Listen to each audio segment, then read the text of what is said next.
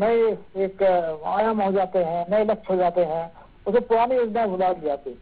तो उसको लगता है कि सरकार को जो पुरानी योजना है, जैसे आप बता रहे हैं, जो सड़क वाला मामला है, तो सड़क तो बन गई, उसके लिए फंड कितना बाद में आया, उसको मेंटेन भी तो करना है। जी हाँ, मेंटेन जिम्मेदारी कितनी है। अब यहाँ डिपार्टमेंट झगड़ा कर रहा है, पीडब्ल्यू कर रहा है, सीपीए कर रहा है, पीडब्ल्यू नगरीय को झगड़ा कर रहे हैं।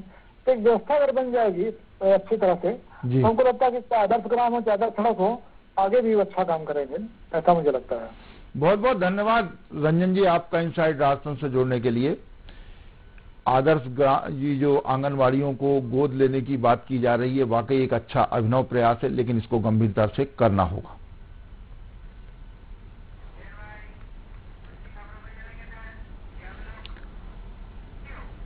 अब बात करेंगे एक और प्रशासनिक खबर की। मध्य प्रदेश जिस प्रभार को खत्म कर चुका, Madhya Pradesh power management company एक बार फिर उस प्रभार को वसूलने की तैयारी कर रही है।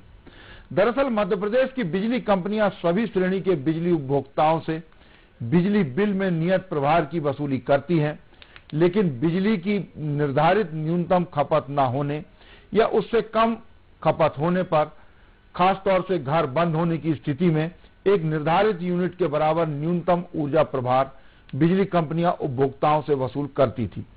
लेकिन खुदरा टैरिफ रेगुलेशन 2021 में इसे खत्म कर दिया गया था। नए एक्ट में इस प्रभार का प्रावधान नहीं है। फिर भी पावर मैनेजमेंट कंपनी ने वित्तीय वर्ष 2022-23 के लिए विद्युत नियामक आयोग को जो पिटीशन दी है, उसमें उपभोक्ताओं से न्यूनतम ऊर्जा प्रभार 70 रुपए वसूलने का प्रावधान दिया गया है। घरेलू उपभोक्ताओं के बिल में 4 मद जोड़कर आते हैं। इसमें नियत प्रभार, खपत के अनुसार ऊर्जा प्रभार, बिजली ड्यूटी और ईंधन प्रभार शामिल रहता है।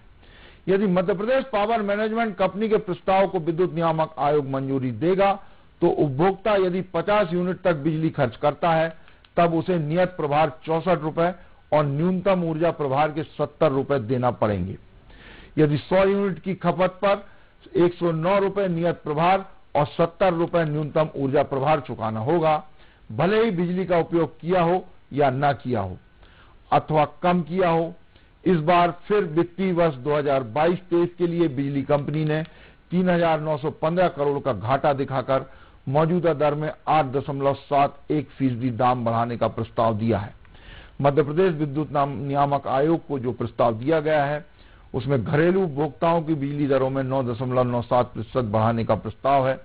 यदि नियामक आयोग ने पावर मैनेजमेंट कंपनी के प्रस्ताव को माना, तो घरेलू बिजली की औसत दर और अन्य चार्ज शामिल होने के बाद 9 रुपए प्रति यूनिट बिजली की दर हो जाएगी। विद्युत नियामक आयोग जिस प्रभार को खत्म कर चुका, जिस पर रोक लगा चुका है, बिजली कंपनियां उस प्रभार को वसूलने के लिए एक बार फिर आमादा है। ये बोझ जो है बिजली के जो उपभोक्ता हैं उन पर ही पड़ेगा। अब देखना यह है कि जो विद्युत नियामक आयोग है, उसके पास पावर कंपनियों ने जो प्रस्ताव भेजा है, उसको विद्युत नियामक आयोग मानता है या खारिज कर देता है। यदि खारिज कर देता है तो उपभोक्ताओं को राहत मिलेगी, और यदि खारिज नहीं किया तो उपभोक्ताओं पर ये अतिरिक्त बोझ पड़ेगा। पावर मैनेजमेंट कंपनी ने उपभोक्ताओं से न्यूनतम ऊर्जा प्रभार 70 रुपए वसूलने का प्रभार दिया है। घर बंद होने की स्थिति में एक निर्धारित यूनिट के बराबर न्यूनतम ऊर्जा प्रभार वसूली जाती है। खुदरा टैरिफ रेगुलेशन 2021 में न्यूनतम ऊर्जा प्रभार को खत्म कर दिया गया था। इसके बाद इसकी वसूली पर रोक लगा दी गई थी। टैरिफ रेगुलेशन के नए एक्ट में न्यूनतम ऊर्जा प्रभार का प्रावधान ही नहीं रखा गया था। बावजूद इसके बिजली कंपनियों ने जो वर्ष 2022-23 के लिए प्रस्ताव दिया है, उसमें इस प्रभार को वसूलने का प्रावधान करने की बात की गई है। जो बिजली कंपनियों ने 2022-23 के लिए प्रस्ताव दिया है, उसमें 3,915 करोड़ का घाटा दिखाया है, और ये घाटा दिखाते हुए बिजली कंपनियों ने मौजूदा दर में 8.71% दाम, जो बिजली के दाम है, उसको बढ़ाने का प्रस्ताव दिया है। घरेलू उपभोक्ताओं की बिजली दरों में 9.97% इजाफा करने का प्रस्ताव है। घरेलू उपभोक्ताओं को बिजली के बिल में 4 मद जोड़कर आते हैं। जो 4 मद जोड़ के आते हैं, उसमें नियत प्रभार, खपत अनुसार ऊर्जा प्रभार, बिजली ड्यूटी और ईंधन प्रभार उसका जो है वो शामिल रहता है। यदि विद्युत नियामक आयोग वाकई पावर कंपनियों की बात को मान जाता है तो पावर कंपनी का ये जो मनमाना रवैया है उसका बोझ बिजली उपभोक्ताओं पर पड़ेगा। बिजली उपभोग जो पावर कंपनियां हैं वो लीकेज कम नहीं कर रही, लेकिन बिजली के दर साल दर साल बढ़ाती जा रही हैं अपने घाटे की भरपाई को पूरी करने के लिए। अब रुख करेंगे एक और प्रशासनिक खबर की ओर। प्रदेश भर में शराब दुकानों को जनसंख्या के घनत्व के मान से व्यवस्थित करने की जिम्मेदारी विधायक और कलेक्टर की समिति को दी गई है। शराब दुकानों को रिलोकेट करने का अधिकार कलेक्टर और जिले के विधायक की समिति को होगा। आबकारी मुख्यालय से सभी जिलों के सहायक आबकारी आयुक्त को भेजे गए पत्र में बताया गया है कि विभिन्न शहरों में जनसंख्या वृद्धि, औद्योगिक, व्यावसायिक और रहवासी गतिविधियों के विस्तार से उनकी जनसंख्या की स्थिति में काफी परिवर्तन आ गया है। इस कारण कुछ महत्वपूर्ण क्षेत्र पूरी तरह से मदिरा दुकान विहीन है और कुछ क्षेत्रों में मदिरा दुकानों का घनत्व वर्तमान आवश्यकता से अधिक है। वर्ष 2022-23 में मदिरा दुकानों को कंपोजिट दुकानों में परिवर्तित किए जाने के परिणाम स्वरूप समस्त श्रेणियों की मदिरा दुकानों का रिलोकेशन करना जरूरी हो गया है। इसलिए जिले में मदिरा दुकानों के रिलोकेशन के प्रस्ताव को उच्च स्तरीय जिला समिति से अनुमोदित करवाकर भेजने के लिए कहा गया है। आबकारी मुख्यालय ने जिले के अफसरों को हिदायत दी है कि शराब दुकानों का स्थान परिवर्तन करते समय जिला समिति को स्थानीय भावनाओं व आबकारी नियमों का भी ध्यान रखना होगा। दरअसल नई आबकारी नीति में देसी शराब की दुकान में विदेशी शराब और विदेशी शराब की दुकान में देसी शराब बेचने का प्रावधान किया गया है। इसके चलते लगभग हर जिले में शराब दुकानों की संख्या स्वतः ही बढ़ जाएगी। नई आबकारी नीति में राज्य सरकार ने देसी और विदेशी शराब में टैक्स की कमी नहीं की, बल्कि दूसरे उपायों से राजस्व बढ़ाने की पॉलिसी तैयार की है। अधिकतम खुदरा मूल्य में कमी होने से लोग पड़ोसी राज्यों से सस्ते में शराब खरीदने की जगह प्रदेश की दुकानों से ही लेंगे। इससे सरकार के राजस्व में वृद्धि होगी और अवैध शराब का कारोबार रुकेगा। राज्य सरकार ने इस बार नई पॉलिसी तैयार की है और उसको कैबिनेट से मंजूरी भी मिल गई है। उसके बाद शराब दुकानों को रिलोकेट करना जरूरी हो गया है। इसीलिए इन शराब दुकानों को रिलोकेट करने का अधिकार कलेक्टर और स्थानीय विधायक जो हैं उसकी समिति को दिया गया है। ये दो लोगों की समिति होगी जो शराब दुकानों की लोकेशन का ध्यान रखेगी और उनको नए सिरे से लोकेट करेगी।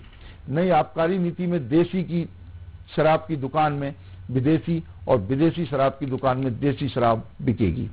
देसी में विदेशी और विदेशी में देसी शराब बिकने से हर जिले में शराब दुकानों की संख्या दोगुने से ज्यादा हो जाएगी। प्रदेश भर में शराब दुकानों को आबादी के मान से कलेक्टर और एमएलए व्यवस्थित करेंगे।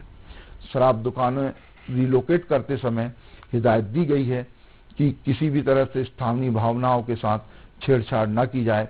स्थानीय भावनाओं का और आबकारी नियमों का विशेष रूप से ध्यान रखा जाए। मदिरा दुकानों को कंपोजिट दुकानों में बदलने से रिलोकेट करना जरूरी हो गया है। नई आबकारी नीति में राज्य सरकार ने देसी और विदेशी शराब में टैक्स की कमी नहीं की है। अधिकतम खुदरा मूल्य में कमी होने से पड़ोसी राज्यों से जो शराब सस्ते में लोग लिया करते थे या उसका अवैध कारोबार चलता था, उस पर अब इस नई पॉलिसी से रोक लगेगी।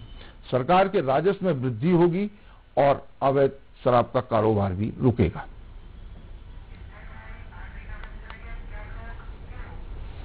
अब बात करेंगे खास सेगमेंट चलते चलते की, जिसमें राजनीति या ब्यूरोक्रेसी के क्षेत्र में चर्चित प्रसंग की बात की जाती है। तो आज भी ब्यूरोक्रेसी से जुड़ा एक प्रसंग खासा चर्चा का विषय बना हुआ है। एक युवा आईएएस की नौकरी के शुरुआती दिनों के घोटाले का खुलासा अब हुआ। घोटाले का खुलासा होते ही इस युवा आईएएस ने दफ्तर आना ही छोड़ दिया। पिछले एक पखवाड़े से साहब घर और फोन पर ही सरकारी कामकाज निपटा रहे हैं। इनके पास फिलहाल राज्य सरकार की एक कंपनी के एमडी की जिम्मेदारी है। दरअसल ये महाशय अपने अधीनस्थ अमले को भ्रष्टाचारी और कामचोर मानते हैं। कोई भी मौका नहीं छोड़ते थे इस अधीनस्थ अमले को किसी भी गलती पर जलील करने के लिए, भले ही गलती हो या ना हो। अब साहब की नौकरी के शुरुआती दौर में हुए घोटाले का खुलासा करके ऊपर वाले ने इन अधीनस्थ अमले को खुश करने का मौका दे दिया, इसलिए साहब अपने अधीनस्थ अमले का सामना नहीं कर पा रहे। लोग ये सब देखकर यही कह रहे हैं कि साहब दफ्तर से गायब रहकर अपना मुंह छिपा रहे हैं। वैसे बात तो मुंह छिपाने की ही है। साहब ने अपनी नौकरी के शुरुआती दिनों में ही ऐसा कारनामा कर दिया जिसको करने में लोगों को वर्षों लग जाते हैं। तब उनके पास एक जिले की कमान थी। साहब के घपले का मामला जब अदालत पहुंचा तब लोगों के सामने खुलासा हुआ। घपला 1-2 नहीं, पूरे 600 करोड़ का है। घपले का ही नतीजा है कि साहब ने अपनी नौकरी के शुरुआती दिनों में ही राजधानी में आलीशान बंगला बनवा लिया। अभी तक तो आप समझ ही गए होंगे कि बात किस आईएएस अफसर की हो रही है। फिर भी दर्शकों की सुविधा के लिए बताते चलें कि आईएएस अफसर की पत्नी भी उसी कैडर में है। इनसाइड राजतंत्र में आज बस इतना ही। कल फिर मिलेंगे राजनीति और ब्यूरोक्रेसी के नए फैसलों की इनसाइड स्टोरी के साथ। तब तक के लिए मुझे दीजिए इजाजत। खबरों के लिए आप देखते रहिए न्यूज़ वर्ल्ड।